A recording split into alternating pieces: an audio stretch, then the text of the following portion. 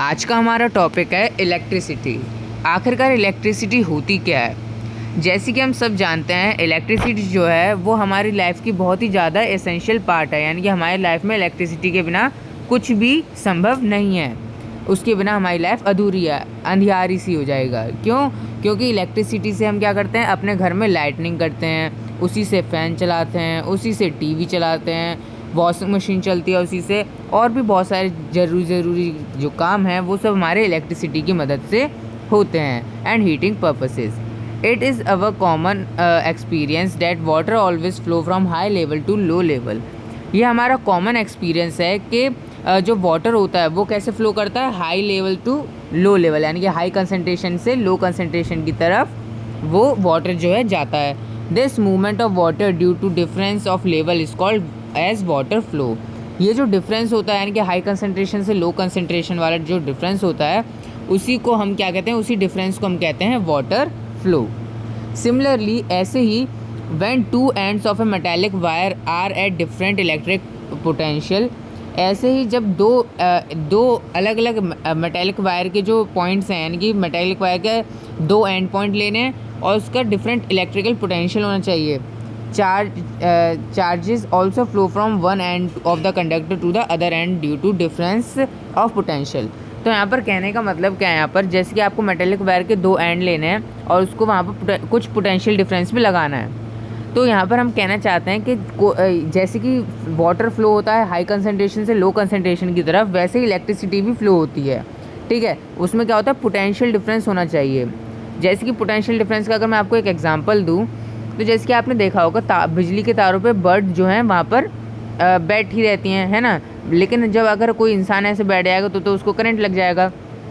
तो बर्ड कैसे बैठी रहती हैं? कोई कहेगा कि उनके लकड़ी के पैर होते हैं, जबकि ऐसा कुछ नहीं होता है। जो बर्ड जो होती हैं उनके जब वो बिजली के तार पे बैठती हैं तो वो क्या होता है, वो उनके पैर जो होते हैं वो सेम पोटेंशियल डिफरेंस पे होते हैं।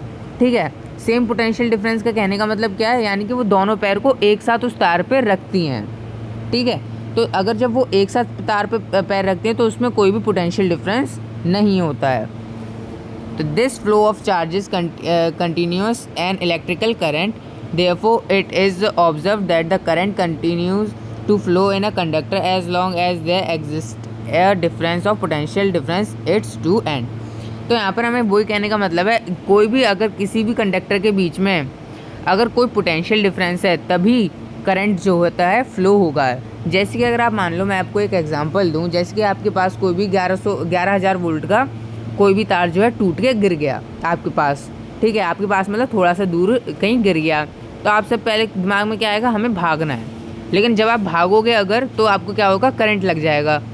तो अगर उससे ऐसे घटना हो तो उससे कैसे बचें? तो देखो, पोटेंशियल डिफरेंस का सबसे बढ़िया एग्जांपल है। आपको क्या करना है, अगर 11,000 वोल्ट का लाइन वाला तार अगर गिर गया है ज़मीन पे, तो आपको भागना नहीं है, क्योंकि अगर आप भागोगे तो आप पोटेंशियल डिफरेंस बना दोगे। ठीक है, आपके क्योंकि दोनों पैर जो है आगे पीछे होंगे, है ना, दौड़ोगे, यानी कि आप तो पोटेंशियल डिफरेंस बन जाएगा, तो करंट जो होगा आपके अंदर से फ्लो होना स्टार्ट हो जाएगा। लेकिन अगर आप भागने के बजाय सूझबूझ से वहीं पर खड़े रहोगे, ठीक है, तो आपको पोटेंशियल डिफरेंस क्रिएट नहीं होगा, क्योंकि आप एक ही प्लेस पे खड़े हुए हो।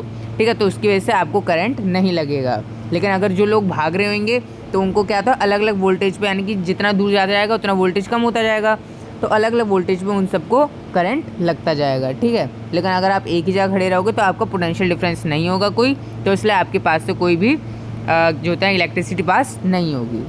लेकिन कई बार ऐसा होता है ना, कोई खेत में काम कर रहा है तो बिजली का वो क्या कहते हैं, करंट लगना शुरू हो जाएगा, उसमें तार बार गिर जाए तो क्या करना है, तो आपका फावड़ा होता है ना, तो फावड़ा ज़मीन में गाड़ दो।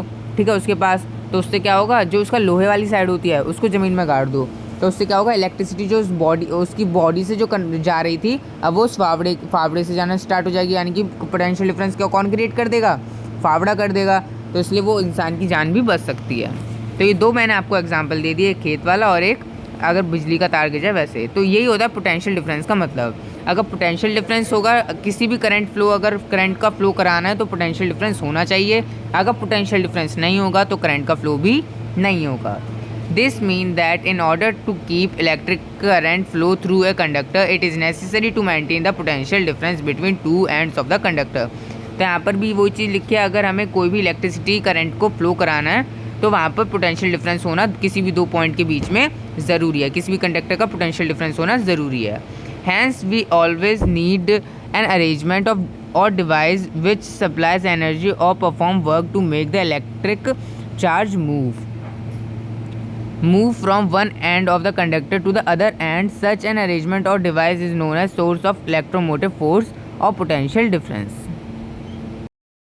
तो हैंस हमेशा हमें क्या होता है, एक ऐसा अरेंजमेंट या ऐसी डिवाइस की ज़रूरत होती है जो एनर्जी को सप्लाई करे या फिर इलेक्ट्रिसिटी को सप्लाई करे किसी भी दो एंड्स ऑफ द कंडक्टर में, ठीक है। उसी अरेंजमेंट या उसी डिवाइस को हम क्या कहते हैं, सोर्स ऑफ इलेक्ट्रोमोटिव फोर्स, जिसको हम EMF के नाम से जानते हैं, या फिर पोटेंशियल डिफरेंस उसको कहते हैं। इसी के साथ हमने यहाँ पर इलेक्ट्रिसिटी क्या होता है, इसकी कहाँ यूजेस होते हैं, कैसे कैसे जो भी चीज़ें हमने इसके बारे में पढ़ लिया।